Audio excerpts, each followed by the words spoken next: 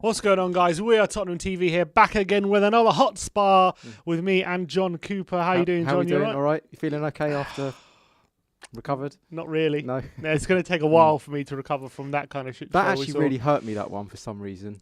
It's just because we know how bad Newcastle have been this season, and they felt like that. I think they had more shots, like inside the penalty area in this game than they had in like their last 10 combined or something, and it just goes to show how much trouble we are in when we're putting in performances like that against teams who are a team like Newcastle, who've been battling relegation all season, have literally been sleepwalking to relegation over the past 15 games or so, losing so many. And we knew how important this game was for us to get back in the Champions League spots, and the fact that we just... First of all, the same thing happened, a late equaliser, but it wasn't just that, it was the manner of the performance, like the amount of times Newcastle were allowed encouragement, allowed shots in our box and stuff like that. That's what really annoyed me. Even from the start of the second half, remember, we were all saying, like, this game's gone already. We could see that at the beginning of the second half. We were just sat back, letting Newcastle come onto us, and it was just same old, same old. That's what really upset me, because it wasn't just a case of, it was an individual error. It was like we knew that was going to happen. We could actually see it coming like a mile off. And that's what really frustrates me about it all. Yeah. Just the same thing over and over again. But why? It's very difficult to put your finger on why exactly this keeps happening, in terms of we keep taking leads, we keep getting in front of games. We've lost 13 points in the last 15 minutes of games this season. 13 points. If we could hold on to leads, we'd be second in the league right now. But the fact of the matter is, those points have been absolutely detrimental. And it all started at the beginning of the season when we played Newcastle. And we thought, or I personally thought at the beginning of the season, it's a one-off. We battered them. We should have won the game. Going into the season, we'll be fine. But it's been our Achilles heel, our main Achilles heel this season, all these drop points and all these drop leads. But a lot of fans, obviously the debate has been sparking it's been sparking for a while now, but obviously it came to a head again after dropping points against Newcastle about Jose Mourinho. And I guess people looking at his time at Tottenham, and the question I guess we have in the title is, has Jose improved Tottenham? Now, from where Jose took over from to where we are now, right? And from the last days of Pochettino to where we are now, has Jose Mourinho improved us from that point? Or where do you compare it from? Would you compare his beginning of the tenure to Poch's beginning, or do you compare it from where he took over from? What's a fair starting point? I think a fair starting point is to not judge it on like the last, let's say, 3 or 4 months, because with every end of a manager's reign, it always really comes to almost like a crashing end, doesn't it? So I think it's a bit unfair to say, well, we were 14th, because also that was the beginning part of the season. I think it was October, wasn't it? We were 12 games in. So 14th to, let's say, 4th place was only about 4 points. No, away. at that point, points, 14th to 4th was 12 points, but 14th to 6th was about 4 or 5 points. Is that right? I thought it was shorter than that. We were 12 points off top 4 when he came. Is that right? When he officially got sacked? When Mourinho took over, we were 12 points off 4th. So it's still not that many points, is it? I mean, that's 12's quite a lot. Well, what, to 4th? To 4th. Really? You sure? I'm telling you. I checked that and I thought it was a lot shorter than that. I can show you right now. I'm telling you. I personally wouldn't judge. I wouldn't compare it to that, if you know what I'm saying, because it's isn't very that easy. The point where he took over from? Is that not where it's fair to judge? The problem using that kind of logic is that you could say, you've got to keep him because he's doing better than what Poch was doing at the end of his reign. No, I'm not saying that. No, you could say that, but it's not about got to keep him because he's doing better. He's improving. Yeah, could you argue he's improved it? Well, that's why I don't think you can judge it on the last few weeks of a manager's reign, especially when it was sort of bombing. I think you got to pull it back a little bit, and I wouldn't even say like prime Poch you compare it to. I just think you probably got to compare it to at least sort of 6 months prior to his sacking to get a kind of a fair comparison, if you know what I mean, to how he's doing now. Because for me, I think if you only compare to that last few weeks, then you would say he has improved us. What about the last year? But I don't think he has actually improved us in the last year to what he was doing last year. I'm saying the last year of Pochettino. Yeah, I mean, to be honest with you, I think things were going stale with Poch, no doubt. And I think the players had sort of fallen out of love with the philosophy, and there was a lack of belief of what we were trying to do. I can definitely see that. And I actually think Poch also had lost a lot of heart as well with the club, with the fact that he was getting annoyed with that he couldn't get the rebuild that he wanted. He wasn't able to have the control that he wanted. You know, he mentioned that don't call me a manager. I'm a Manager, coach. But, yeah. because he's basically saying, like, if you're not going to give me the tools I need, what am I going to do? I can't do everything on a shoestring. And I think he got a little bit fed up. And I think that his aim was to win the Champions League and then leave. I actually think that he would have done that. But he kept on going. I could see his heart wasn't in it. I don't know if you could see that as well. And I think that rubbed off on all the other players. And I think it needed a new cycle. Whatever that is, either a complete rebuild, give the money he needs, just completely revigorate and give him the trust and the control that he needs, or he did have to go.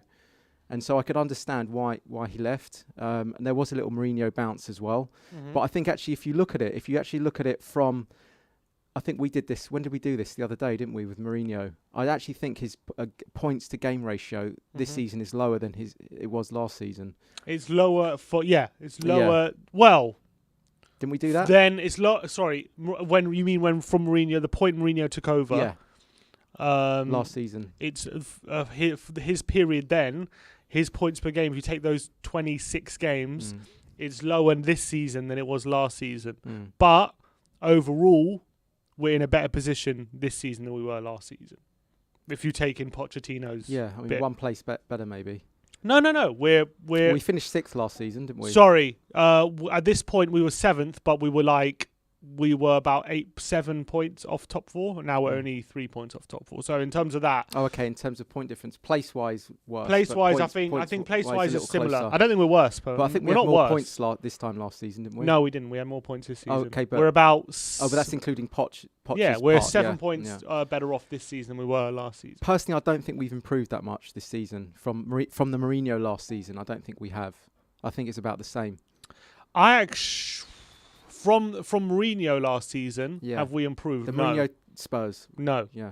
But Mourinho took over, has only got to take over from a starting point of the last year, right?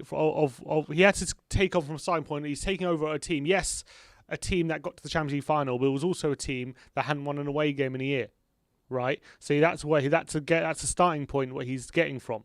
A team that was very low on confidence, that was obviously 14th at the time, but the cracks had already started to show. Even while we were going to that Champions League final, we were on a really bad run, and that was the starting point he had to go from. He didn't have the peak Pochettino to go from. So, from that sense, the team has improved, but it's not how we haven't got back to anywhere near peak Pochettino levels, which is what the remit was, and definitely what he should be judged on is how Pochettino was able to get the team playing, and to in his peak years to what he is now. But what I would say is, what do you like then? What are you liking from Mourinho? What have you seen that you really like? It's hard to say right now after the result yesterday. After that result on Sunday, forget about Newcastle. Like, what are you seeing over the last? What was it, like 18 months, 20 months? Or I think there are games where I think the team has set up in a way which I do like, and we have played some good football, like the recent wins against Burnley and against Palace. I know it's only Burnley and Palace, but the way structurally the team was with the fullbacks flying forward and in the attacking transitions, the way we turned the ball over and quickly attacked the opposition, got the ball very quickly into space and was able to capitalise. When we play unfortunately, it happens to be the lesser teams. We seem to be able to capitalise a lot more on our pressing and stuff like that. Unfortunately, when we play a higher level of team, it doesn't even do that much higher. It's only like when it's like 7th or 8th up. Exactly. When they press us, we don't have an answer to it. Yeah. We just don't have an answer to their press. They go man for man. They go really, really tight. There's nothing we can do about it at the moment. That's what I don't like. I do like, at times, I think, structurally, at the moment, we're in a stronger position than we were when Pochettino left. I think he's made improvement structurally in terms of we're getting ourselves into more positions to win games than we were beforehand. Like under Pochettino, especially in the last year or so, we were losing so many games, and we were like, even when we were drawing games, it was like we were snatching draws when we shouldn't have. We were losing and we got late equalisers and stuff like that when we really should have lost.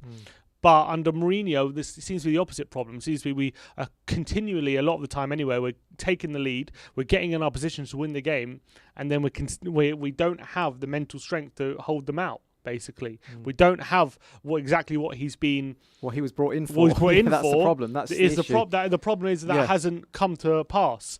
But whether is it his fault? Ultimately, the buck stops with him. Obviously, I obviously agree with that. But the players as well have to take a large responsibility for that. I feel because they need to look in the mirror and ask themselves how, if they're going to buckle under any sort of criticism from Mourinho, then how tough are they mentally, and should they toughen up?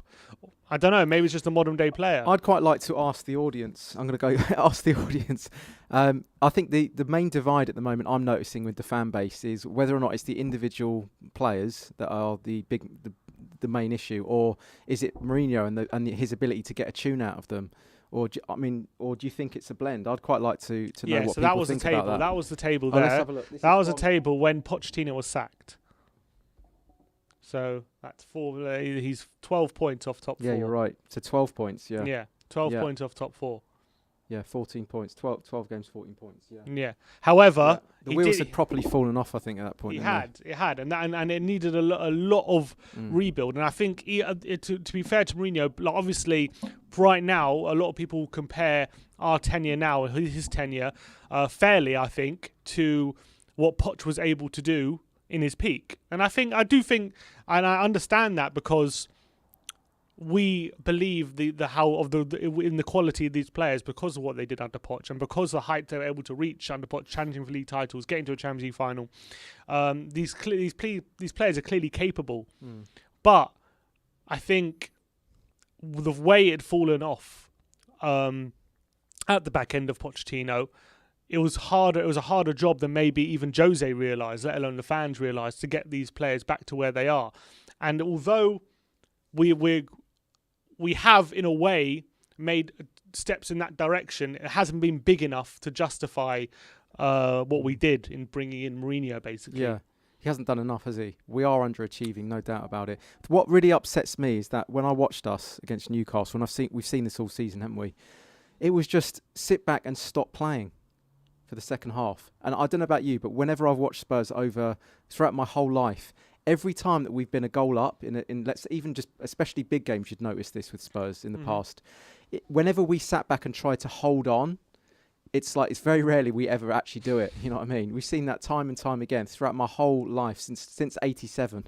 You know what I mean? Mm-hmm. Since I started to really watching games, going to games, I've noticed this. It's not just a one-off. This is an institutional thing. That's the first thing I'd say. But especially this season, we're noticing that we get the goal up, and instead of actually still trying to play a little bit and show a little bit of industry on the ball, still probe, still try and show a little bit of invention, it's just a case of slow the game down, start trotting around, just go, drop back into very flat at the back, and just hope that we're going to hold on, and maybe just have Ndombele there just to maybe as our outlet, and hope that he can put something together. But generally, the mentality is let's just retreat and just hold on and stop playing. And then we get then they equalise, and then it's like panic stations. I'll bring a Bale on for like 5 minutes to go. It's too late, and we've seen that all season long. And I just think that for me is a coaching issue. I think there's no way that you should stop playing, for the second half. I mean, maybe in the last 5 minutes it can be a little bit backs to the wall, but the whole second half, no invention, no guile, no thrust through in the middle. That for me is a coaching issue, and it looks to me as though the players aren't. They're playing at about 70% of their potential. It looks like that to me. And actually, if you go through the entire team, I mean, Reguilon came here as a class defender to start off with. He's looking really poor now. There's a lot of players that actually started off, with a little bit about them, and now they're sort of, I don't know, they're really waning. To be honest with you, I don't know what that is. What do you put that down to? In terms of Reguilon, I do think it's since his injury. He's looked very off it, and I do agree with that. You think it's an injury thing? Well, it has been. It's been since his injury. That's when it's happened. He came back here, whether it was rushed back or not. I remember it was a big surprise. He came back against West Ham. It was in the starting 11. Everyone was very surprised. He looked really off it on that day.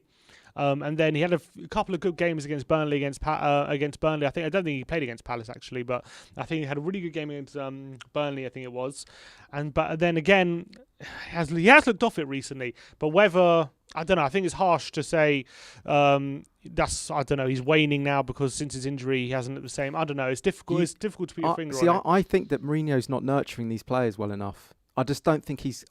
I'm not sure that his man management style is working with our players. I mean, if you look at a lot of our players, they're looking like almost a lot of them like you just want to get rid of them. Look at Stevie B. He hasn't flourished at all, has he? He hasn't blossomed at all. I get the feeling that he's just quite isolated now, Stevie B. You know, whereas I think if we had a more of a better arm around the shoulder type manager, I think you would have seen a lot. I think you would have seen a much better Stevie B.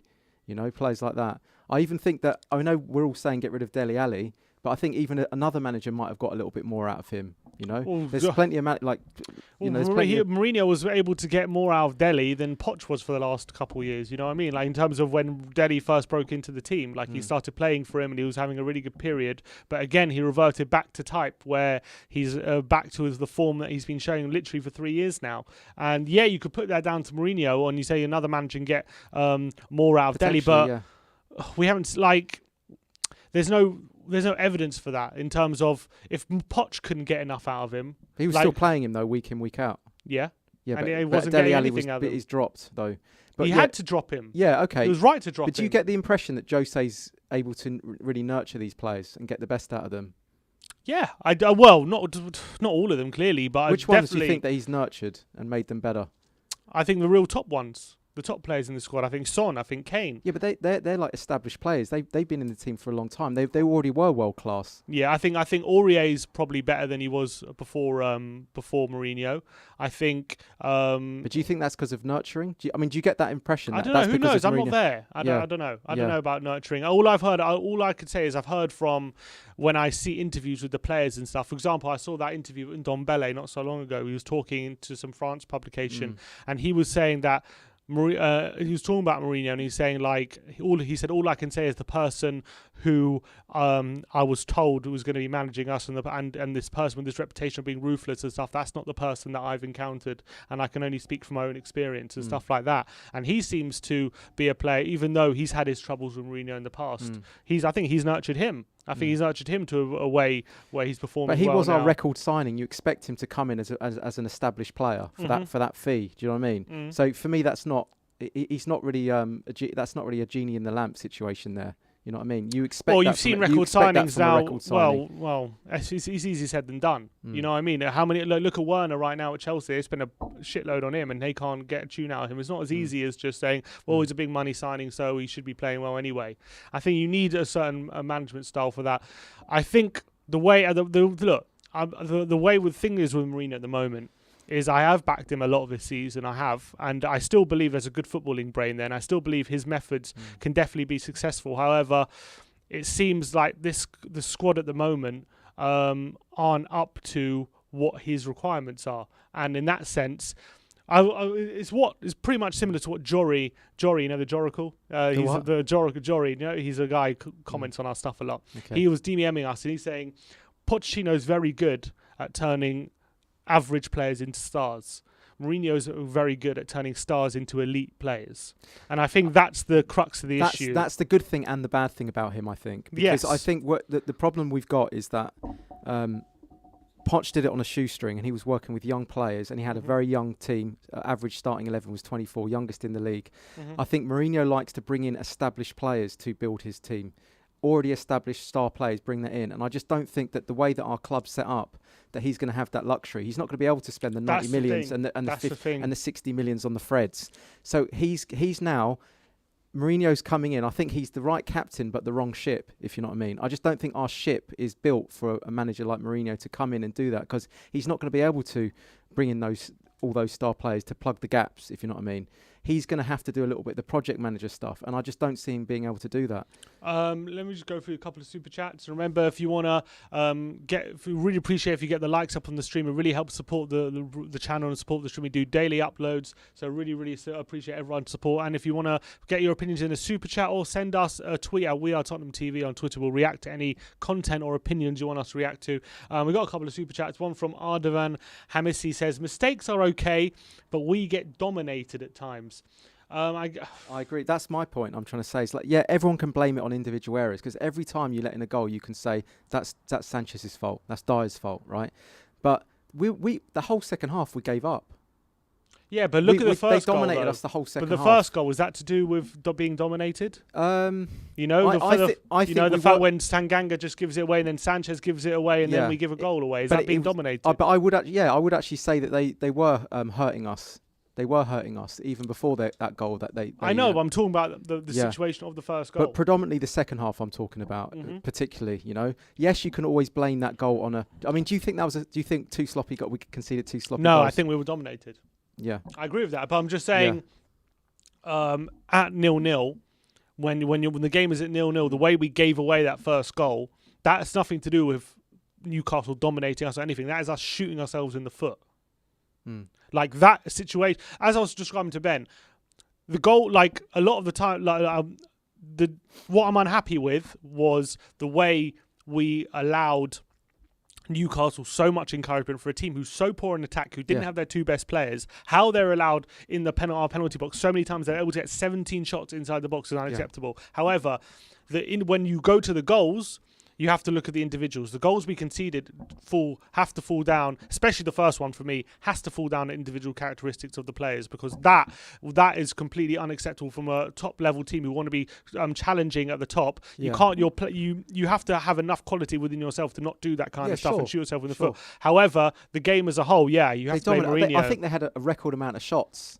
They did with yesterday for their own stats. Sunday was the most shots we've conceded in a game all season. I mean, that's just to unreal. Newcastle. Unreal. Jack Konecki says Jose is showing he needs defenders who are quality in possession and are comfortable building out from the back when defending / holding a lead. Let me show you I tweeted out this tweet before. I don't know if we can get the phone up. Where is it? Yeah, one sec. I tweeted out this tweet. Here it is. It's Spurs lead the way this season for misplaced passes in their own half. Tottenham are currently top of the league for misplacing passes in their own half. Do you know what? What does that mean? What do you take from that? What I take from that, the first thing people are going to take from that is we've got players that can't pass. That's the instinctive thing that people think when they hear that, right? But there's always a secondary reason for that. There's always like an origins to that as well. And that may be because the defenders are being put under the cosh more, because maybe they're not, the shape of the team's not right and the way that we're playing's not right and we're allowing teams to come onto us. If you only look at that in isolation, you'll think, well, we've got players that can't pass. But actually, if you kind of rewind it back a little bit and actually, or just look back and stand back from the canvas and look at it, it's probably because the way that we're set up isn't right. The way that we're not playing on the front foot. Maybe we're regressing too much. We're going too flat. We're putting too much pressure on the defenders. So I think there's much more to it, if you know what I'm saying, than just looking at it like that. What I would say to that anyway, is, I agree. I do. I think at the end of the day, it is a mixture of both. I think, there's clearly structural issues within the players that you have that you're not allowing yourself to put yourselves in a position to play out of the back. However, what I would say as well is Sanchez has historically, and I've spoken to this to Ben countless times, he's historically been awful on the ball. Like terrible. Yeah, you have. Like, I remember you saying, I've said this ever since I've started the channel, that he has no composure at all when he's on the ball, and that is a big problem when you want to build up for the back, you want to build through midfield, when he is unable to make simple passes into feet or simple passes into a striker for him to allow him to hold the ball up or things like that. He gets nervous as well. He gave the ball away 21 times against Newcastle. Rodon only gave away 5. So that shows to me how much he's lacking in that area. I think Sanchez, defensively wise, when he's not ball watching, I think physically, like in terms of tackling and stuff like that, he is quite a talented defender. I think he times his tackles very well. I think he's very good one-on-one when defending. I think he can. I think he does. I think he gets away with it a lot of the time. I think a lot of the time he does time them to perfection. A lot of the time when he's one-on-one with the defender, I'm talking about when he wants to put a slide tackle in, when crosses are coming in and he's making clearances. I think he can be quite talented, but he lacks a lot of composure on the ball. That's his biggest weakness. He continually ball watches. That's not to do with passes though, but that's his biggest weakness. I've continually said that about Sanchez, and I'm certain that if we had a better set of the centre-backs this season, maybe we'd still have a lot of issues in terms of I think we would. Football. I still think we would. I'm not saying we would. Because it was the same last season. Yeah, it was the same last season. We had the And same set of defenders. Yeah, No, we had Vertonghen Vertonghen and was on Toby. his last Okay, legs. yeah, but he was still quality defender, even though it's not his best. He was still good. I think Vertonghen was on his way out. You'd take that Vertonghen over Sanchez, though, wouldn't you? Yeah, maybe. I mean, but listen. But what I'm saying is, if we had a better set of defenders, right? Yeah, we would still have problems. I'm not saying we wouldn't be the perfect team, but what I would say is that 13 point. Those 13 points we were given away would not be 13 points. Yeah, possibly. It would not be 13 points. It would be like 3 or 4. It wouldn't be 13. Personally, I think even if you got 2 world-class centre-backs in for next season, you'd still see the same problems. In my opinion, I agree. because I see this as the whole team's not right. The whole team's lacking something. I think if we had 2 quality defenders, we would very comfortably be making top 4.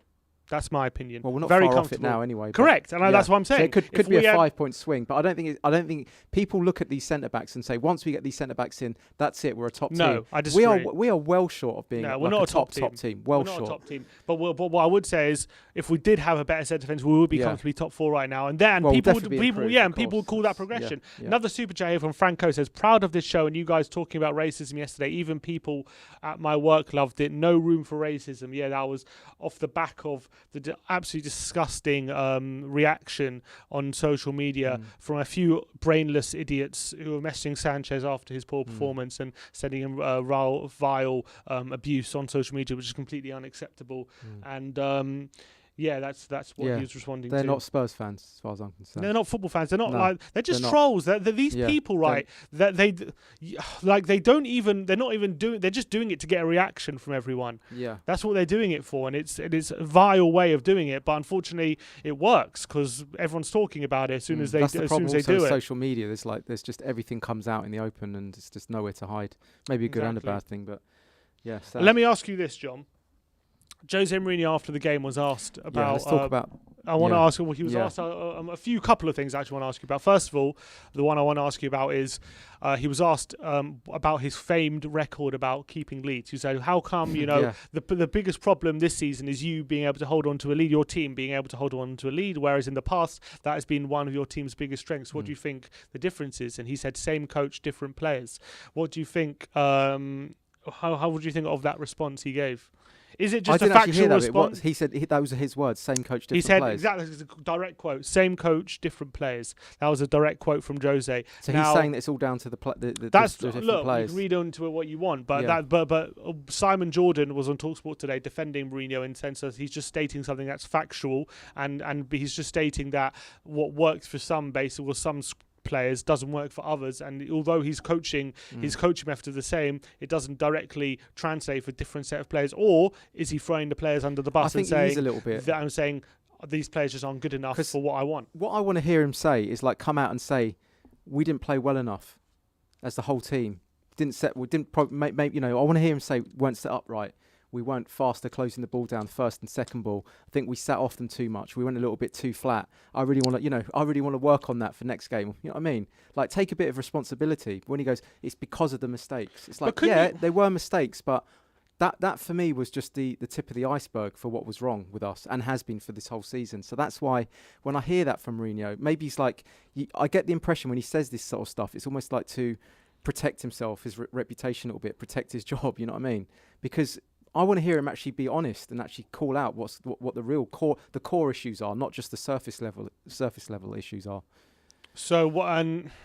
But hasn't that been said enough? I don't think he has that much. I think he tends to just blame it on the individual errors, the mistakes, and the defenders, and then he just keeps rotating the defenders, bringing the new ones in, so all eyes are on the new defenders making mistakes. And then you say that this was as he kept the same 11 that started against Villa. We played against Villa, we had a decent game. Yeah, earlier this season when we were doing the rotating door. Of people defenders. say we were doing that, but he only did that because he was reacting to a lot of the mistakes. For example, Dyer, right, as we were saying before, he kept with Dyer for a very long time. He let him play his way in. First of all, Dyer was pretty good first half of the season, but he only dropped him after he was making a series amount of mistake after mistake. Then he dropped him. He has given these defenders a chance.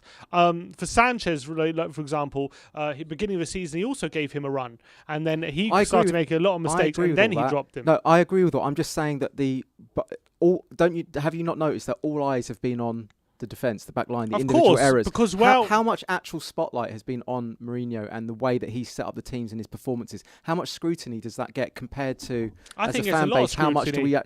How much percentage-wise do you think we scrutinise the individual errors in the defenders, and how much do we actually scrutinise Mourinho and the way that he's, getting a tune out the players? It's hard to put a number on that, but I don't know. It's hard to put a number. Do you see what on I'm saying? That's kind of all I'm saying, is that there seems to be a little bit of a kind of a misdirection thing about how we all look at it's him again, it's same errors, but we're not actually even looking at the coach. Mm-hmm. And like, to me, that should be the first thing you look at. And like, if you keep seeing the same team putting in these jaded, lackluster performances, but then everyone's only talking about the injured Sanchez, then for me that's like, what are we doing? Let's bring it back a little bit and bring a bit of balance.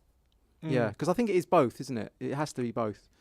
We have put in a lot of lethargic, poor performances, but we're running out of adjectives. Yeah, but is that a Tottenham problem or is that a Premier League problem that we've been doing that? Because I think that's been a problem, except for maybe Man City. Pretty much every team has put in a lot of performances similar to that because of the circumstances of this season. Lackluster? Yeah. Man City? Apart from Man City, I said. Oh, sorry, I thought you said Man City. No, even Man City at the beginning of the season were, by the way, until they were able to get their full squad back and then they were able to have all that quality. But apart from Man City, I would pretty much argue every other team has had large periods where they've looked very similar to that. I don't know. I tend to just judge it on my own team. If you know I know, what I mean. I don't use a bit of whataboutery of. No, but is it a Premier League problem? Or is it a Tottenham problem? No, I think that's just coincidental. I do think that he's not getting a tune out of this lot, because it was the same last season as well. What was the same last season? Well, the fact that it just looked a bit lackluster and the desire wasn't there, and we don't look as fit as we did a couple of years ago. The movement isn't there. Like against Newcastle, they were trotting round, like jogging round. It was so static. It was unbelievable. I mean, surely that's something they can work on.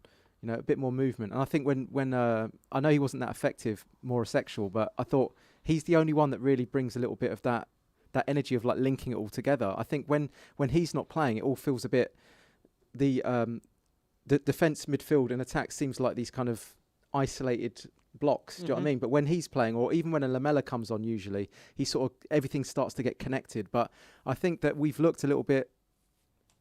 It looks a little bit sparse when you watch us sometimes, and especially when the forwards drift far forward and then there's almost nothing connecting through the midfield. It relies on these long balls. That's the pattern of play I've seen almost all season. The times when it's looked good is when they've kind of all dropped back and they've all kind of like sprung together, and it's like we've worked on that, and it's all kind of like as a unit we've all pushed on. We've seen that against Southampton, Man City, especially those games stood out. But apart from that, when it's bad, it's really bad, I think. Okay, let's read some of the comments. A lot of comments flying in the comment section. Welsh Guy 2014 says, Jose is just not right for us. Massive respect for what he's achieved, but I don't think he is working. Good Beats NENT says, Sanchez headed the ball to Joe Linton after 2 minutes into the game, and that set the tone. Let's be honest, problem is there. Let's see, let's get some centre backs in. Louise says, what's Jose done for us? He took us from 14th to 5th, telling me Poch wouldn't have done that for us and got us top 4 this season. Do you think Poch would have got this team to top 4 this season if he was given the same set of players? It depends if his heart was in it, I think. If he actually decided to really make a go of it, and he wasn't upset with the board and stuff like that, and he actually saw it as a fresh challenge, then I think he probably could have done, yeah. What do you think of these quotes from Pochettino? This was a tweet. This was Pochettino back in 2018. He says, the club is not completely focused on winning titles. Today we spend a lot of energy on many different things. One is to win games, but it's not our priority. The frustration is massive. My feeling is the worst feeling for 4.5 years, even though it's the club's best ever start to a Premier League season. To be a real contender, this team will need to improve. That was back in October 2018. So that was the beginning of the season, which we did get to the Champions League final, but we fell off heavily. Actually, quite soon after that, I'd say January. We fell off. Very rapid decline. Yeah, and we fell over the finish line of the top 4 there. So he was probably calling out a lot of the things that we were a lot of fans were seeing at the time. Yeah, And I think that's when he started to get disenfranchised. Mm-hmm. That for me was when he got disenfranchised. So I can see why he left, because I think his heart wasn't in it anymore. But how does that translate to today? Is there any relevance to that, to what's happening now? Well, it's the same thing with ENIC, isn't it? It's just lack of investment, lack of ambition from the very, very top. And that is not going to change whilst they're still there. We might squeeze out a League Cup every 10 years, 15 years, but for me, it's not going to get any better than that. Mm. You know, that's so is that regardless of the manager? So that's regardless of the manager. So if you know that ENIC set the conditions for the club, for the football team, right, and they're not going to go anywhere. Let's just say they're not going to go anywhere. I think you do, like Poch was probably the best manager you could bring in, who is going to work on a shoestring, going to work on a tight budget, and going to nurture young players and kind of keep the team ticking over all the time. But the problem is, if you bring in a Mourinho who works with star players and he's used to like plugging the gap with, like, you know, his established star players, he's not going to be given that luxury. So what's he got to play with? This is like he's now having to find a part of his his coaching that he's never really had before, and that's why we're seeing it's not working. And that's why I actually predicted. That's why I predicted it wouldn't work. But what I would say though, with that being in mind, I think me and you are in agreement, right?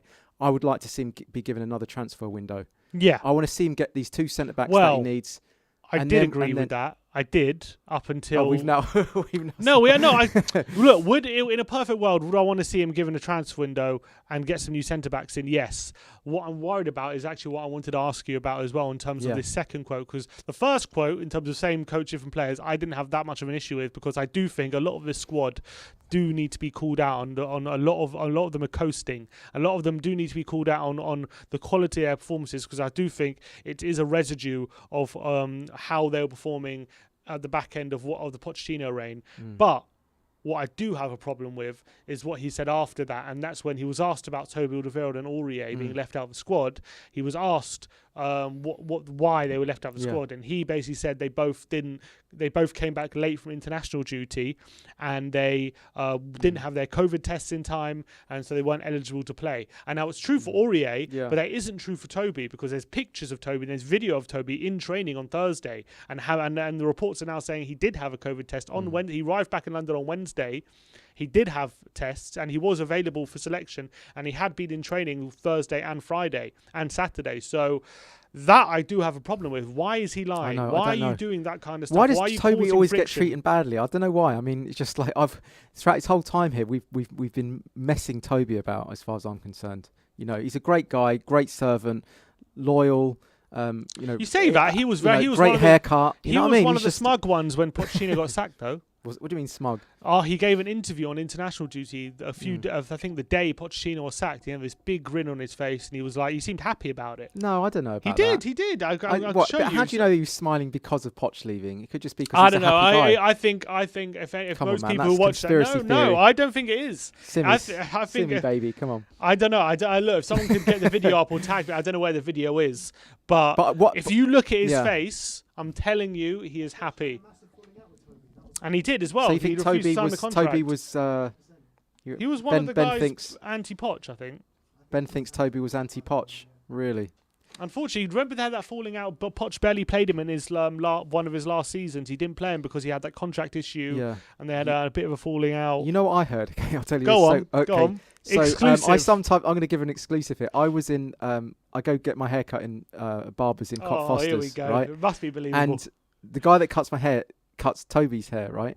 This couldn't be more cliche, John. Can I just say he cut my hair? He cuts Toby's hair as well. Yeah, Come on. Seriously, he does. Couldn't be more cliche. Yeah. All right, and anyway, so in the barbers, it was they were saying that Toby was actually getting fed up. You're right with Poch. Right. And he was saying a lot of players were getting fed up because everyone was GPSed all the time. What? Like they knew everywhere way they were going. Okay. You know, they were always always on a tracker everywhere they would go. And Toby, this is like through the grapevine, through the barber vine. He got pissed off because he wasn't even allowed to go back on weekends to see his wife and family. Should be playing. What are you chatting about? No, I mean on the weeks that we weren't playing. Okay, he wasn't allowed to. Yeah, sorry, during the week, let's say. He couldn't even go back to see his family, you know, at times when there was a week off. So Toby was annoyed at that. And I think Toby got the hump with that. I mean, that's just through the grapevine, all right? But I think he was... The general feeling was it was a little bit too George Orwell 1984, like tracking everything, GPS, like too hardcore. I think. Yeah, exactly. Yeah, Well, Poch was ahead of the game. He seemed one of the ones most excited from Mourinho's appointment, Toby, and now it seems to have gone wrong with that. But I want to ask you, because he has frozen Toby out a lot this season. That's actually one of my gripes with Mourinho. I'd have to say that, like, the amount of times that it's like Toby has a great game and then he's not playing the next couple of games. I'm like, what's going on? No, I take that point. I do take that point, but I want to ask you, just like, why would he lie like that? Is he saving his own ass to try and make up an excuse for why he isn't picking the player? Is he confused because Aurier was late but Toby wasn't, and maybe he was answering both for Aurier? What would you put that down to? I've got no idea. I've got absolutely no idea. Apparently that's angered a few players, probably Toby, but I'm just. Are you concerned that we could be entering into like the toxic period? That made me made me very concerned. You can see the warning signs there a little bit, because especially like a lot of players are getting frozen out now. Like your Dyers. I mean, personally, I've never liked Dyer. I've never thought he was good enough for the team, even in 2015. Believe it or not. I mean, I've always said that in forums and everything. And but now that he's out the team, now he's out. He's frozen out. Dele Alli's frozen out. Like that bromance. They're like a. They're like a bromance together, aren't they? So that is going to... And then you've got Winks that's frozen out. And then you've got, like... who else have we got? We've got a few others, haven't we? But that's true. And they were integral characters in that squad, aren't they? Especially Dyer. He plays like the big brother role. But did they need to be frozen out? Were they not the players that everyone complained about at the back end of Pochettino? I've never liked Dyer and Winks, we didn't want a lot of people didn't want them to be involved. Yeah. But what I'm saying is that you can see how potentially that can create the bad apple feeling amongst the squad, especially with those two characters, and especially if that kind of spreads. So things could end up, it could be like a players' revolt type thing against the manager after a while. Let's go. Frozen Deadwoods. Can I just say hi to David Harris, Irish Hotspur. Big up. Marcelo, Cody, Mac, Screwing the Tuner.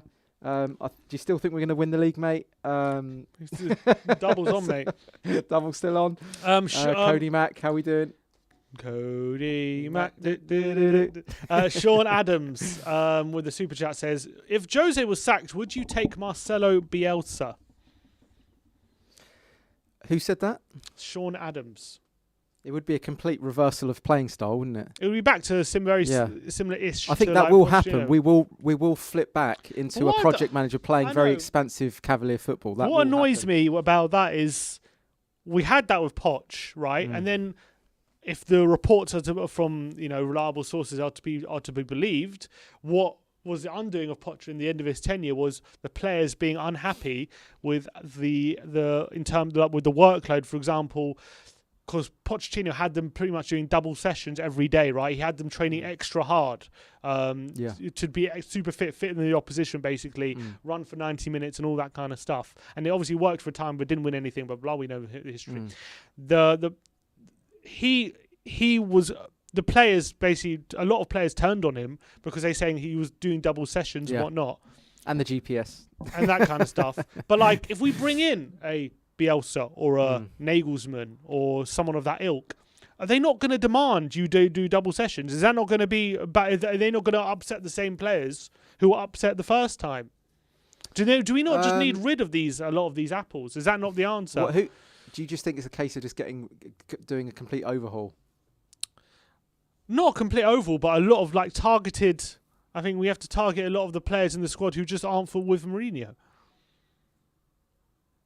who are falling out with him. Like, I'm not sure. I don't know who it is, but I remember under Pochettino we did something very similar with the bomb squad. The bomb squad. Do you remember the bomb squad? Oh, the bomb squad. Yeah. We had Lennon, the mercenaries, Kabul. Yeah, Fazio, Adebayor. Yeah. A lot of players, Paulinho, Capui, all these players who fell out with Pochettino when he first came in, and Pochettino was struggling to kind of get a grip on the group because of these players. And then when he had to play them, they were awful and they weren't following his methods and whatnot. We just shipped them all out. Yeah. We shipped them all out. That could be the case. But do you also think that potentially if there was a different manager that actually got on better with the players and actually was a better man manager, put the arm around the shoulder, do you think potentially they would look better players and then it would be less... They would look like less of bad apples, if you know what I mean? I would like to say yes, but there's no better man manager than Pochettino. He's like the best guy. Like he's Yeah. like the one who you want on your side. He's like the one who really took care of the players. He really spoke to them like as if that he was at equals and stuff. And if they can't even fight for him, They in were the fighting end, for him. They were, but not. They No, couldn't. I They think didn't at the end though, forever. it all kind of the wheels fell off. But I think generally, I thought he actually got the balance right. I think He did. he played like the uncle figure, you know, like the family, But the why big brother did they figure. stop? Why did it fall off?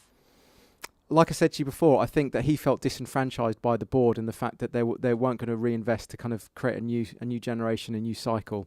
I think that was partly the reason. And also, I think that the players felt a little bit physically burnt out from what you're saying about the training sessions, but also mentally burnt out. Imagine if I told you to do double training sessions for like 5 years, but then don't worry. But at the end of that, there's a rainbow at the end of this. And it doesn't There's a come. pot of gold at the end of this. Imagine if that pot of gold never came.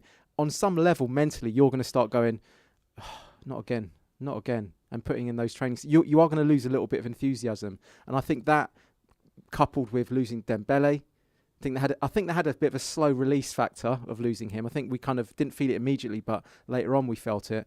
And then I think also a latent factor of losing Walker, believe it or not, I think. But it was latent. We noticed the effects of it later. I think all those things combined was why Poch fell out of love, and everyone. No, fell I out of agree love. with that. Yeah. No, I agree with that. Yeah, I guess maybe a better manager could make the team players look better. I'm sure. I mean, I don't know what the relationship because I will is say with the because at the players. beginning of the season, you guys were saying that this is the best squad we've ever had. Yeah, we were wrong about that. And you said it's the deepest squad and the best squad, and then within 5 months, it's now get rid, No, overhaul. since September. So I think it's that. been, not So 5 months. my point there is, perception-wise, it was when you're playing well, the squad looks good and the players look good, and you want to keep them, right? As soon as the performances wane, the first thing you think of is the squad's not good enough, the players aren't good enough. What I'm saying is, if a manager came in and got more out of these players, you would then think, oh yeah, they've earned their place now. Then they're actually pretty good players now. Do you see what I mean? It's just because the performances go down, the players look like they should be shipped off. So I think another manager could bring more out of these players. They could raise their game by 20-30%, and then suddenly you're thinking they're not sackable now. I agree with that. My point is right. Let's say, for example, Pochettino didn't sell all those players. Right? Why doesn't Pochettino why didn't he get criticism for not just get Lennon to play for him? Why didn't he just get Kabul to play for him? Why didn't he just get Paulinho to play for him? He had to get them out. He had to get them out. He had to get them out because he had to have a squad which is all fighting for him in the same direction. He had to get the collective was more important. And I don't think we've got anyone like Paulinho that's just a complete mercenary. Do you? I don't know. He was a mercenary though. He just really didn't care. Like you could see that with Paulinho. Lennon, I don't know because I've always thought that he, was a good, always been a good servant. But Adebayor, we know that he'd given up as soon as he got his contract. He completely gave up. They were mercenaries, but I don't think you can apply that same logic with the current crop of players. I don't think there are any like that, real bad apples. I just think their performances have dropped, and you have to say how much is that because they're bad players, or how much is it because the coach isn't getting the best out of them? I think we have to acknowledge as well how much Pochettino overachieved when he was at Spurs. Yeah. And I think people overlook that. And now, obviously, we're sixth from the league. We're challenging for top 4, but Poch made that easy. He made it simple to finish top 4. He made it like as if we had a right to finish top 4 after 3 years of finish off. I think 4 years in a row. Yeah. He finished in top 4, and we were all like, "Well, this is us now. We're a Champions League regular team." But people overlook of how much overachievement Pochettino had to do to be able to finish top 4 so regularly. It's like he normalised overachieving. That's the problem. And now we're kind of where we're supposed to be. People are saying we're underachieving. Well, really, that's a good point as well. We are probably slightly underachieving, but in terms of our squad, how good our squad is, it probably is like the 5th best in the league. Yeah, I mean, he did get the absolute most. He squeezed the most out of what we had. Definitely, absolutely, and he worked on a shoestring, and he was bleeding in young players as well, where another manager might have put in an established player, like a Mourinho would have probably put in an established player.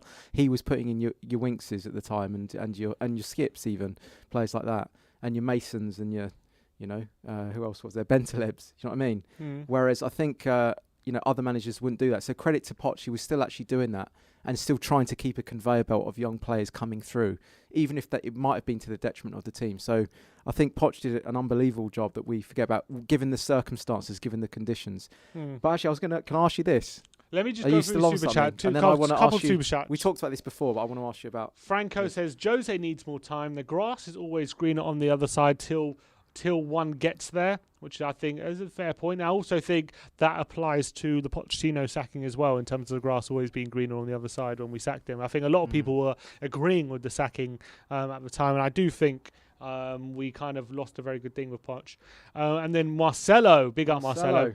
Do we got a style of play? It's been 1 year and I still don't know what our style is. With Poch, I knew what the style was year one. I think that's a big difference between Pochettino. The big difference in Pochettino's Mourinho is Mourinho likes to focus on the opposition's weaknesses and where and their strengths, and kind of plan the game plan around that. Pochettino would just concentrate on his own team and how they like to play, and whatever the opposition do, we're going to play how we play, and it's your job to stop us because we're going to do this. Whereas Mourinho is a lot more tactical in a sense where he would plan for specific games and say, oh look, they're strong here or they're weak here. And I haven't seen any of that. But that's why that was the reason he seems quite disjointed. And that was the reason. For that exact reason, I haven't seen any of that. I haven't seen a tactical masterclass from him, really. And people point to the Man City game. Okay, for me, we were just like weathering a storm for like 90 minutes, and then sucker punched them with 2 goals. And Kane was perfectly positioned that just changed the whole game for me. He was in that pivotal position. But I haven't seen. How many games have you watched under Mourinho where you go, wow, he totally like out-chessed them in that game? Well, it's hard to say in any game. Like, I mean, I could probably point to a few games where we've, I think, tactically outdone the opposition, but it's difficult, like, because each win you can probably point to tactical things that he's done right, and each loss you can probably point to tactical things he's done wrong. Against the big teams, like you said, in the top 7 teams, how is he not able to, as the best tactician in the world, arguably, not able to set up a team that may be inferior personnel-wise, even though it's probably not even that much inferior, to still not be able to compete against these teams, like seriously compete? That for me is a worry. It says to me that he's not really knowing what he's doing here, and I think he panics in big games as well. I think he panics, and some of his choices of substitutions have been poor. I mean, just even the Liverpool game at Anfield was a big game, very big game. I think that was a sliding doors moment for us this season. And we lost in the last minute. And he panics, and he takes Reguilon was great at that part of the season. He plays Davies, and he takes Davies had a great game. That game, he did. I can't remember if it was great or good. Yeah, well, I remember he had a really good game. And he takes off Ndombele. And I just think that he panicked a little bit in that game. And I think he has done that a little bit all season. I think he's a bit one-dimensional. And then when it's sort of all, when shit hits the fan in like the last 5-10 minutes, then he kind of just like, bail, And I just think there doesn't seem to be a strong plan B with Mourinho. I think he kind of knows a plan A. But when it comes to a plan B, I think he's sort of still like guessing a little bit, doesn't really know what to do.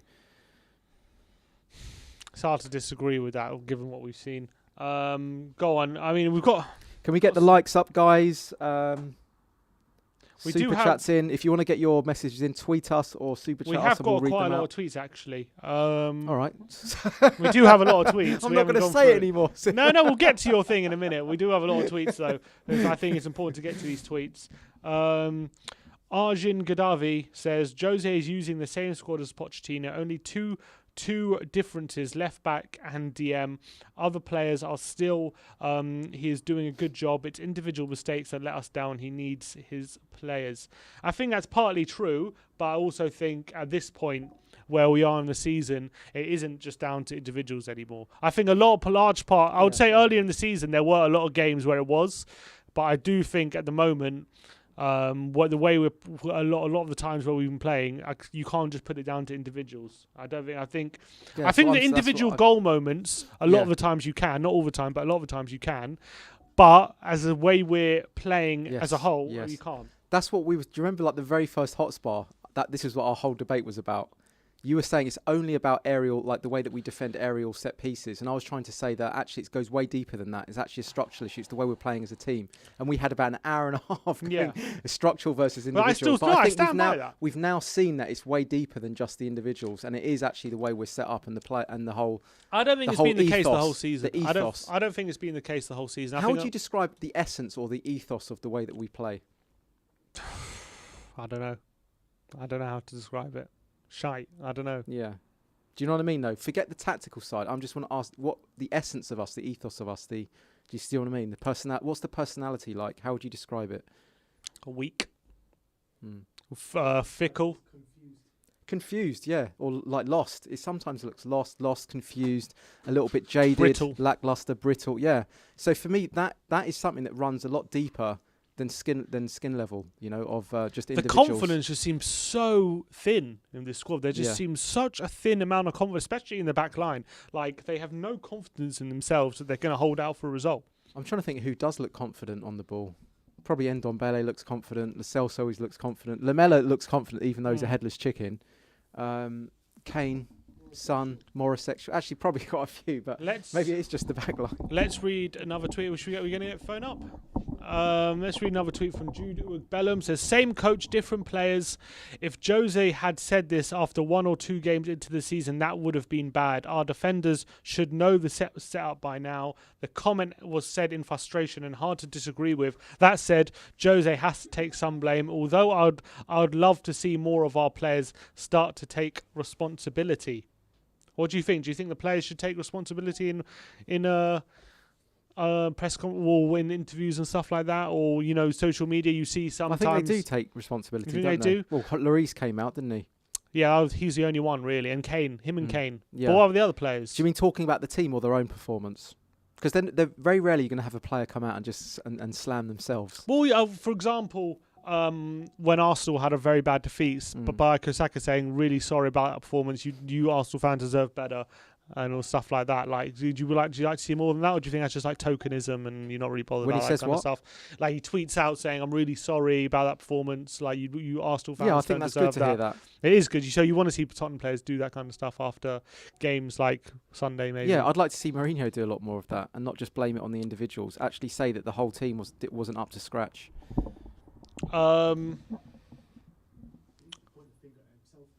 That's what I mean. Yeah, Ben just said it there. He needs to point the finger at himself a little bit more. On behalf of himself and the team. He's done that before. He did after Zagreb. He apologised he said he apologised on behalf of himself and the team for that performance. I think, look, he has pointed the finger at a lot of the players, but I think as well it goes overlooked when he does accept responsibility as well. It doesn't get as reported as much, I would say.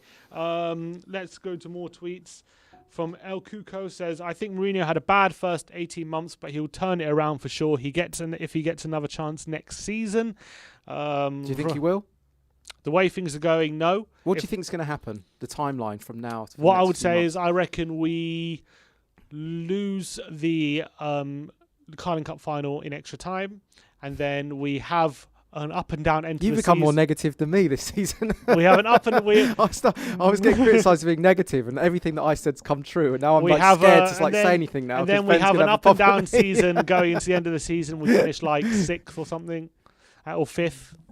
Yeah. And we finish something annoyingly close to top 4, like 3 points out of the top 4 or something. We'll finish, I think, and then it'll be like it'll be like a what could have been basically. And then you think he'll go in the summer? I do think if he doesn't get a cup, win the cup, or get top 4, I do think he'll leave. But it's a he could still do either. Ben's about to go on. I'm sending in a super chat. Oh, Ben's sending a super. You put Ben's Sim and Ben. You put Sim and Ben in the. If it wasn't for the cup final, would he have been sacked already? Ben said if it wasn't for the cup final, would Mourinho have been sacked already? I think he'd still be in the team. I think he'd still be manager, sorry. Yeah, I don't think he'd be sacked. I think he'd still be at least to the end of the season, especially how close it is with top 4.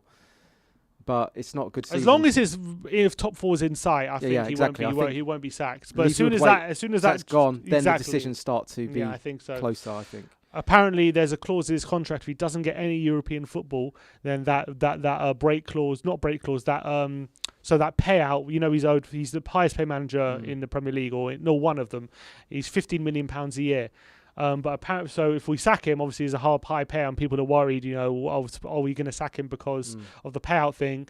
Apparently, if we don't get Europe, then his payout's a lot less. Apparently, it's like a clause in his You'd contract. hope Levy would have wangled something like that But then it begs the question: would you rather us finish 6th and get Europa League, and then maybe forced to keep Mourinho, or finish like 8th and don't get Europe at all, and then we're more in a position to sack him? What you as in you want to see him gone? I'm asking. What would you rather in a hypothetical?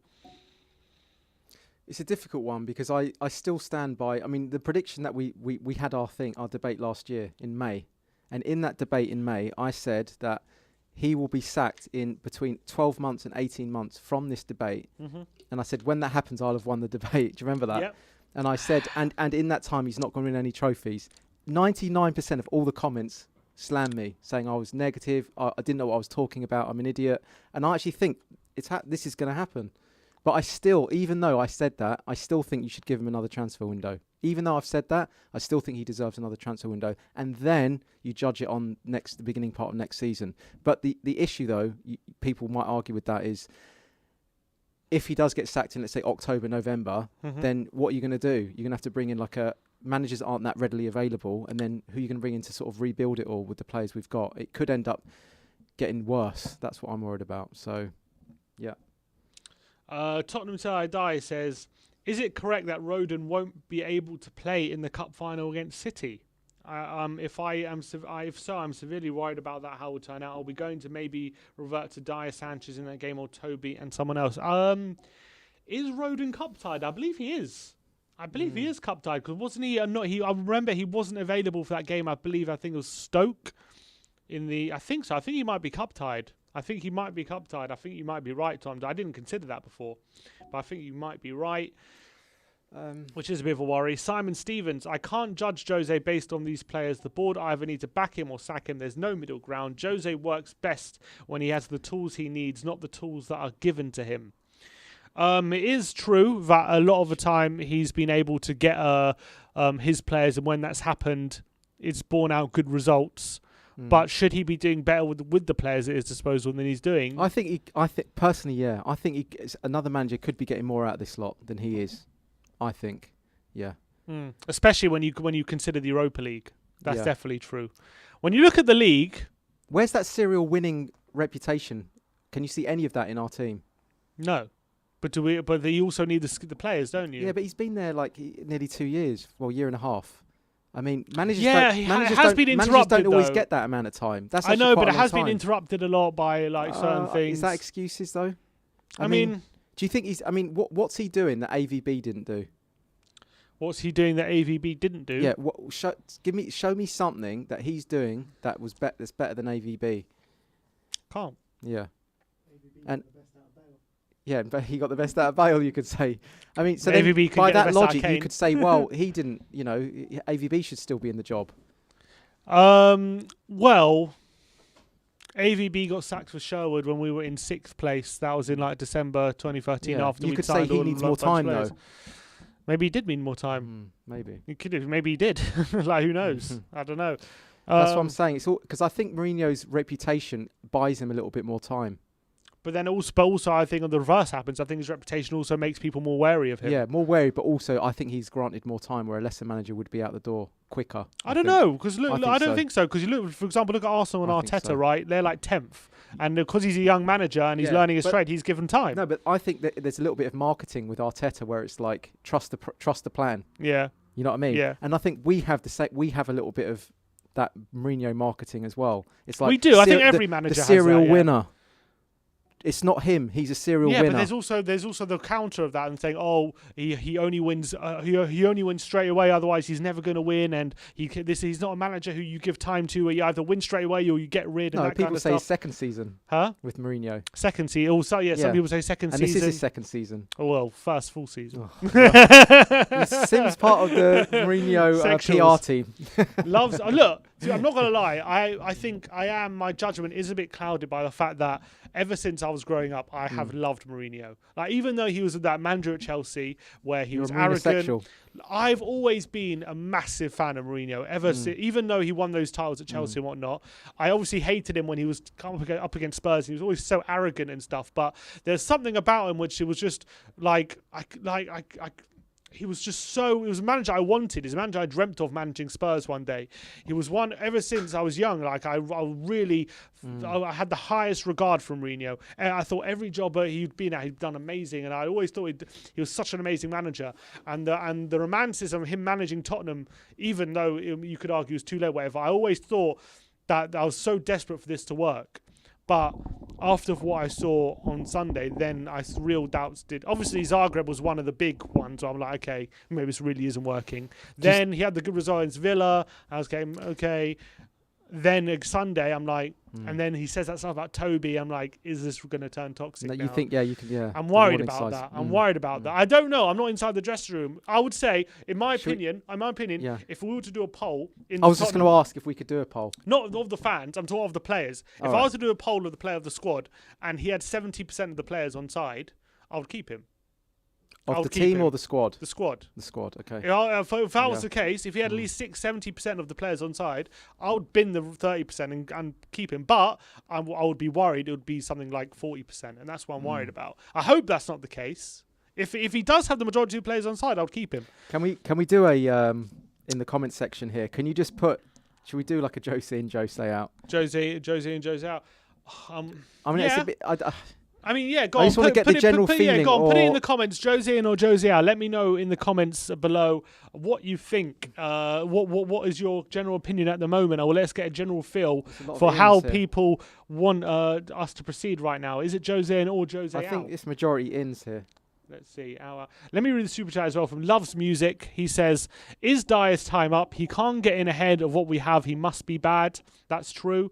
And my obsessive director says, same coach, different players. Yeah, I get the team's shoulders the blame, but that comment won't motivate anyone.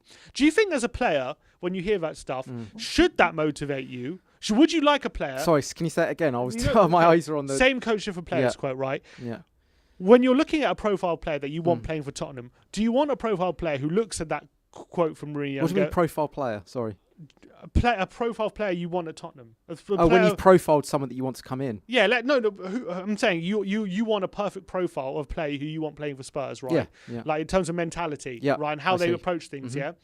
Would you want a player who turns around at that quote and says, I'm going to prove it wrong, I'm going to play out my skin, and I'm going to prove you wrong for saying that you don't think I'm good enough? Or do you want a profile player who gets down and is like, oh, maybe, I don't like him saying that, and his confidence gets hit by that? Like, what kind of profile player would you want at that at Spurs? Or is it about the profile, is that irrelevant, or is it about what the profile we have and managing that? In a sense, I think the word profile's throwing me a bit. Do you mean like what's the character of the character? Maybe is a better friend. Yeah. What character? What character do you want out of the players? Yeah, obviously you want players that are thick-skinned and are kind of not relying on managers to sort of get the best. They should want to get the best out, and they shouldn't have to be so sanitized. I do agree with that, but also I do believe it's the coach's job to work with a lot of these players and get the best out of them to the same regard, Okay, it's a but two-way street. Let me ask you this. Let's say there is, say, division, right, in the squad, right? If we do have too many players who are reacting negatively to being challenged like this, is it the fault of Mourinho for not being able to motivate them in the right way or challenge them in the right way? Or is it the player, or do you have to look at the players and say, okay, if that's your mentality, I don't want you playing for Tottenham? We don't know how he's challenging them, do we? It could be really unfair the way he's doing it. Could be. I mean, we just don't know, do we? We're not there. We'll only know in like the when they leave the club, I guess, when it all comes out. But so I'm just looking at the comments. It's very tight. Yeah, there's a lot of. Ben, what's the general? I don't know. I think it's just a complete split fan base. A complete you think it's 50-50? At the beginning, it was more ins. I would say it's like 55-45 to in. I agree. I think that's what I would say. It's very slightly in favour of in. Yeah. I think very slightly. I mean, people tweet us or super chat us with we could do a Twitter poll, I guess, but then it lasts an hour. It won't be. If you want to expand on why you think that is, let us know. We can talk about that. Wow, it's still going here in the chat section. When people call him a dinosaur, though, do you think that's unfair? Do you not think, though, his style is suited to the Premier League like 20 years ago, 15, 20 years ago? That's what I do think that. It was way more physical back then, and it was like men playing on the pitch. It's almost like a lot more playboys are playing now, you know? Yeah, but does that mean his way of playing just can't work anymore? And there's other things as well. I think that even the lower league, the lower league teams are actually playing good football. Actually, you know, some of them are. Whereas I don't think you didn't used to have that 20 years ago. The lower league teams used to just always be used to park the Route bus. 1, park the bus, like Sam Allardyce, you know, Mark 1, 2, and 3 and 4, you know. So I think that's changed a little bit now. So it requires a few more dimensions in the way that you play to be able to get past these teams, you know. So I think it has changed a lot, and I don't think he's quite caught up with that, if I'm being completely honest with you. But is it a football thing, or is it the way he manages? Yeah, I think the jury's out with his man management as well. Is that well, we've seen that over we've seen him throw a lot of players under the bus, haven't we? You know, Pogba, Casillas, you know, Hazard. I think he does, when things aren't quite right, he does just isolate them. But all those. Well, first of all, I don't think he ever sold Hazard under the bus, did he? Hazard won Player of the Year when he was there. I thought there was a clash of egos there. There was, but he won Player of the Year when he was there. Yeah. So he did get the best out of him. All these players that he supposedly had clashes with, who? Hazard? Right. So okay, I don't know. I guess how it depends how you define depends how you define under the bus. But for example, like Casillas, right? He had a clash with Casillas, but Casillas, Mourinho left, and then a new manager came in, and Casillas was out the door in a year. Has Pogba improved since Mourinho left? A little bit. Has he? Pogba, when Mourinho finished second in United, Pogba had a pretty good season that season. Like, right now, Solskjaer's having a few problems with Pogba. It's not just Mourinho who's had problems with Pogba. It's like, Solskjaer's also having quite a few problems with Pogba at the moment. Like, a lot of the times...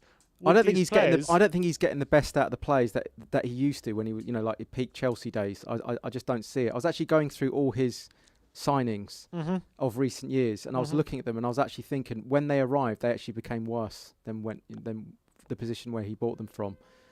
Like who? I need to dig it out. What do you mean, just for Spurs, or you mean for other? No, for like a lot of the players that he signed, he didn't make them better players. They actually got a lot worse as soon as they joined.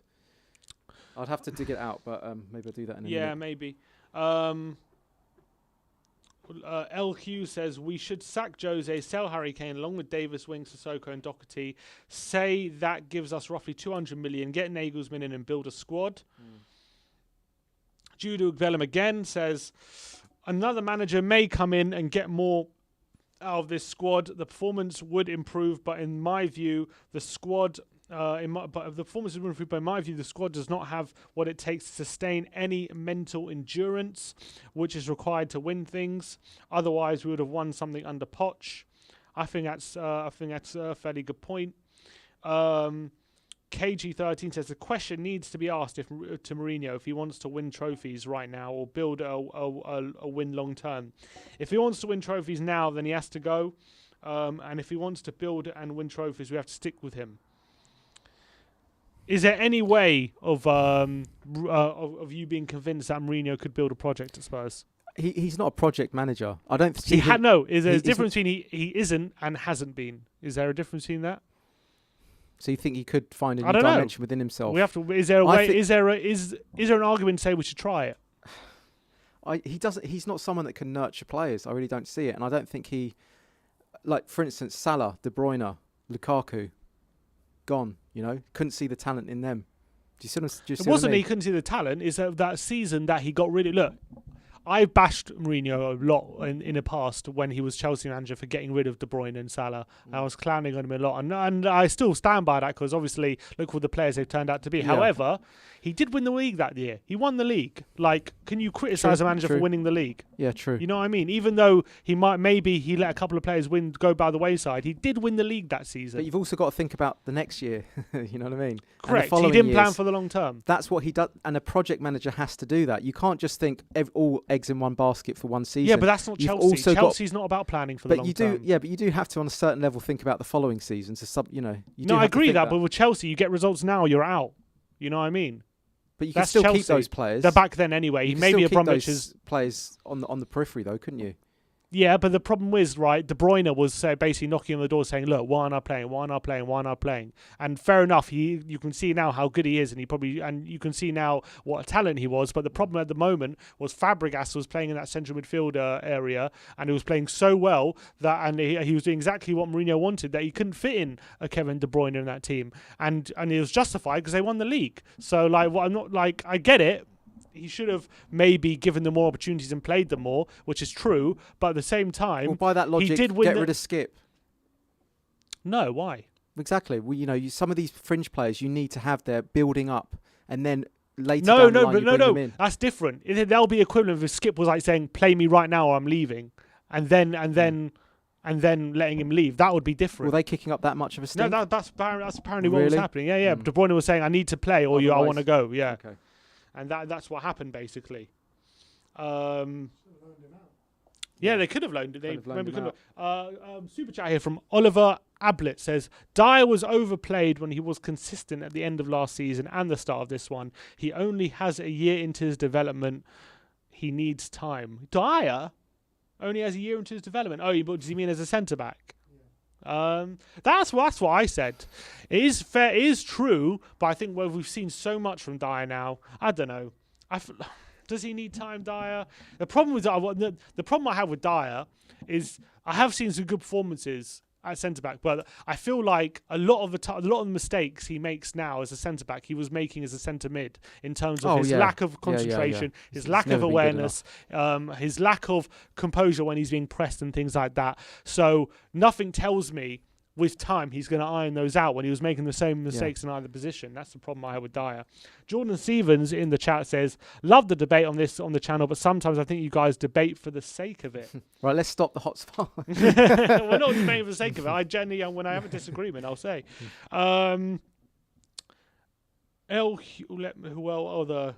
Give someone's tagged us in something. Tyler, I think it's mainly the team, especially the defensive side of things. You saw yesterday that Jose doesn't trust the defense. We are having to outscore teams to win games. Yeah, it hasn't been many games that we've won by one goal. It's normally like we can only win if we've won by a couple goals. But if it gets right down to the wire, we bottle it. We were at the beginning of the season, but ever since then, no. Yeah, we were being West Brom 1-0, Burnley 1-0. Yeah, but that was because we scored in the last minutes, wasn't it? But what I'm saying is like being a goal up and actually holding on to it. I think only Fulham, really, I can think of that we've done that. But the times that we've won, we've scored multiple goals. You might have a point there. I can't remember too many. Brighton, I remember. Oh, we scored a late goal with that one. Yeah, that's what I mean. Bale like, okay, we had to score that goal, but when have we actually been one goal up and actually held on to it? I think only Fulham. Yeah, I can't think of too many. I can't think of too many other examples. So I feel comfortable if we're like 2 goals up. I think, we should win this game. But like a goal up, I'm like, it's not going to happen. Yeah, even 3 goals up. We've seen that. In terms of how the amount of time we've been in the lead, though, does that in any way show to you, or is that in any way an indication that Burnley away, they're saying. What was that score? I can't remember. That was 1-0, but again, we scored late. But then we scored late, so that's not what I'm saying. I'm not saying where we were like drawing for the whole game and then snatched a winner. I'm saying we were 1 goal up and then seeing the game out with like 20 minutes to go or something like that. Latest Spurs Express tweet. Something happened on Spurs Express. Here we go. Sergio Aguero would consider a move to Tottenham this summer, even if they didn't qualify for the Champions League. That is from the Spurs special Mike McGrath, who's a very reliable tier, if I remember rightly. I'm pretty sure he's tier 1. 1.5. Do you think there's any possibility of Sergio Aguero coming I'd like to to see it, but I can't see it. Surely, how much? What's his wages? 250 a week at least? He's going to take a wage cut wherever he goes. I mean, look, would I like Aguero at Tottenham? Yeah. Do I think he's a bit past it? Yeah. I don't know. I can't see this being a goer. I can't see it. It's just one of those. If you want to refresh the squad, I don't know if Aguero is the way to go. Not that I would say, I would sniff at the opportunity to get him, but I don't know. Yeah, I think so. He's only got one Premier League goal in a year or something. That's just paper talk for me, I think. Yeah, I don't think there's anything in that. That's Tottenham says, I'm Jose in, but I will fully judge him at the end of the season. At the moment, it's looking really unlikely he'll stay, but I would say Jose out because of the board. Okay. Any other tweets up? And we just got one from the OBN. Do you know, since 2014, our net spend is 60 million and we are ranked 18th in the Premier League. We've overachieved so much. The moment we get top four, we get comfortable and teams catch us up with the past. And the past 2 years are an example of that. Definitely. You know what really upset me? When we beat Liverpool 4-1, I was looking at our team there, the players we had. Back at Wembley. Yeah, back at Wembley. That, for me, was the turning point. If we pushed on from there, we could have been an elite team in Europe, like a seriously elite team, like Liverpool were. Think about we were streets ahead of Liverpool then. Streets ahead, yeah. And we just needed that little bit more ambition from the board, and I think we could have been turned into a superpower. And unfortunately, they just rested on their laurels. They thought, nah, we've got a good. Our starting 11's fine. You know, don't need and then you'd have people like Harry Redknapp coming on and saying, well, who do you want to bring in? Who could you change? No one's going to come in and sit on the bench for Harry Kane. You can't change Eriksen. And so I think that kind of mentality was, we'll just leave it. It's good enough as it is. But very quickly that team deteriorates, gets older, players go. Suddenly it's all gone. And look, it doesn't feel that long ago, does it, that team? And now look at us. We're almost talking about a complete rebuild from top to bottom now, aren't we? Yeah, a lot of the players. And that for me came from that lack of ambition at that time when we were really on the rise, you know. And it was just like we were just taking off, and it was just like, no, we're happy with that. Let's just, leave it. Yeah, the management in terms of overall from the football club and the footballing pitch since going to Wembley and stuff has just been horrific, really, hasn't it? Yeah, it has. In terms of the way we've managed the squad and we've let players stay too long and stuff like that. It's been really, really poor. And now we're in the position we are in now where... And is Mourinho the one to be the one that leads that rebuild? Because players are getting old now. There's a lot of players there that are kind of like hitting 28, a lot in their 30s. So, do you think he's the sort of manager that could actually nurture young players and get a new generation in, or do you think he can only work with established star players? It's a big question mark, isn't it? I reckon he can. I think he can. But. I think you need to fully trust him, and you need to right character. You need the right characters. You need his characters kind of to really be able to rely on him. Otherwise, you have to fully back him with the characters he wants, or it won't work. I think that's what we're seeing. Alfie Whitehead says the only match where Mourinho somehow outclassed the manager was beating Leeds 3-0. To my surprise, was that the only match? That's what he's saying. Arteta, exactly. Fletcher on Twitter says, do you think Jose was backed enough? For me, he was backed enough. We could have got a centre-back if he didn't money laundering with George Mendes and Doherty. What I would say about that, we all kind of looking back, we would say that we should have got a centre-back in, right? But the thing is, with that being said, he put a lot of trust in Dyer when a lot of us knew that he wasn't good enough. Yeah. A lot of the Spurs fans knew that Dyer was calamitous, and Mourinho came in with this false image of Dyer being like this £50 million player at one point, valued player. And I think a lot of us went, he's just not seeing what we're seeing with Dyer. And he gave him a lot of trust, and he believed in him, and it took him a long time for him to realise he is the Dyer that a lot of us knew.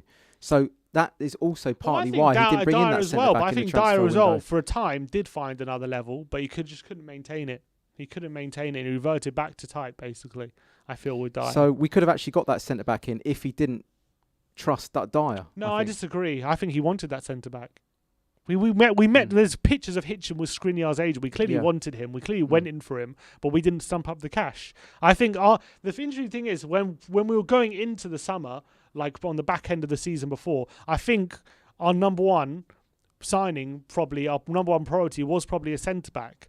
But because we had such an unexpectedly busy summer in terms of the volume of people we got in, we made 7 transfers in the summer, which took us off guard because we just didn't think we would make that amount. But what they also did is distract from what the core issue was a centre-back. At the same time, a lot of fans considered him captain material. Dyer. Yeah. So that is going to... That place isn't as crucial as other positions, isn't it? If you have that image, right?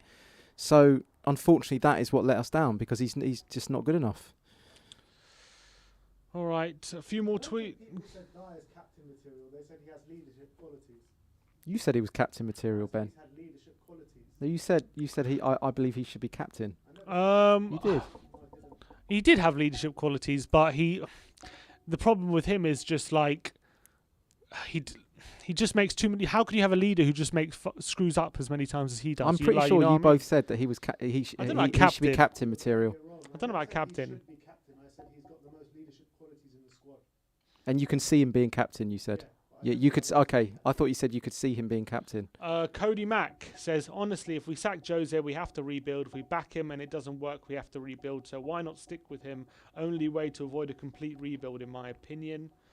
Because look, I wouldn't be that against sticking with him. I'm still not. I'm still waiting to the end of the season to really make a form. That's what I want to do. I think that's or at least if we are out the top 4 race with 4 games to go or something. Yeah, then yeah. You think? But yeah, then so I would say then you don't want to have a transfer window then at that point. Look, I want to see. I still want to see him have. Yeah, that I want window. to. No, I want to see from the end of the season. I do. Because I still think, even though the squad needs a lot of work, like he still needs to show with the tools that he has that he can show improvement. And I think he has done that slightly, but not enough. Not enough, in my opinion. He needs to show it more.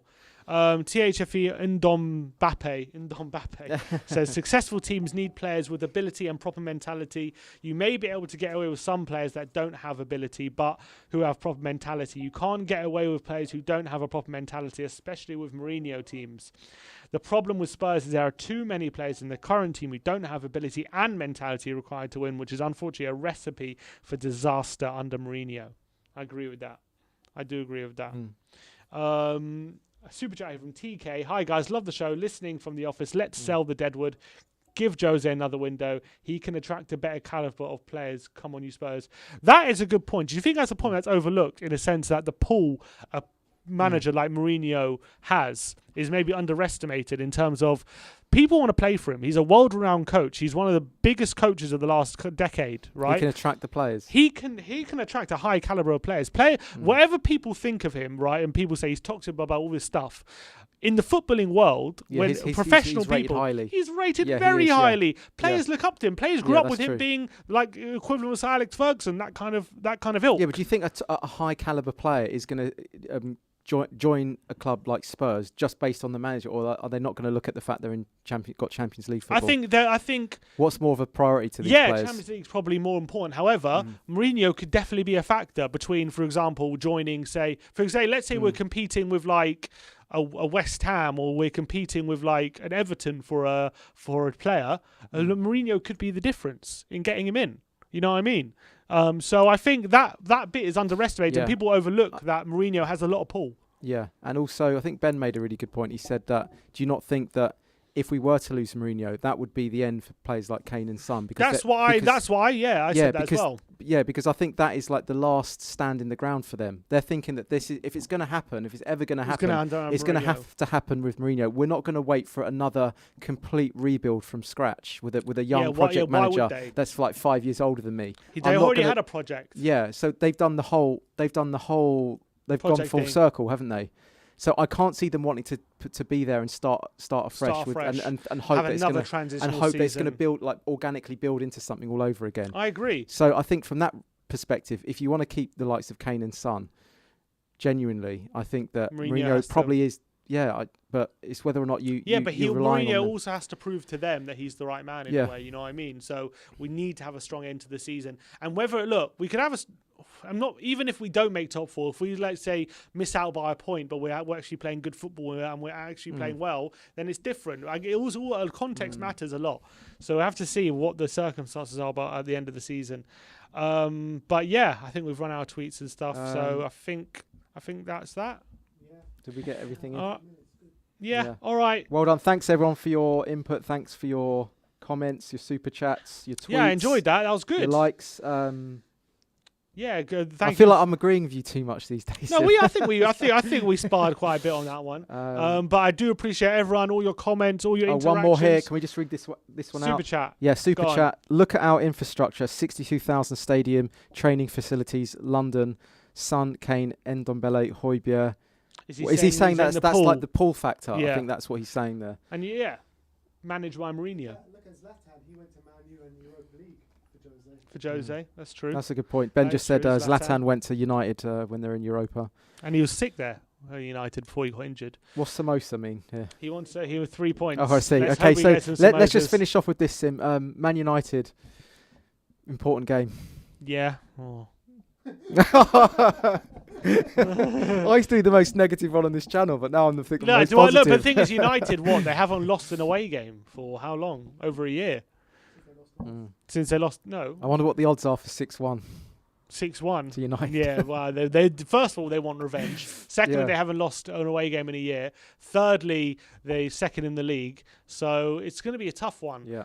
It's going to be a tough one. It's not impossible because I don't think United are unbeatable by any stretch of the imagination, despite their away record. I really believe they're definitely beatable, but it'll be a big tall order to get the win on Sunday. But Yeah. unfortunately, we actually need it. We need the win. We really need it. We really need it. Not only in the big up, Champions Tapping League, I Tobes, think. I mate. don't think How they you lost in the doing? league. Good to see Tapping you there, Tobes in mate. the chat. Nice one, Yeah, Tapping. always good to see you.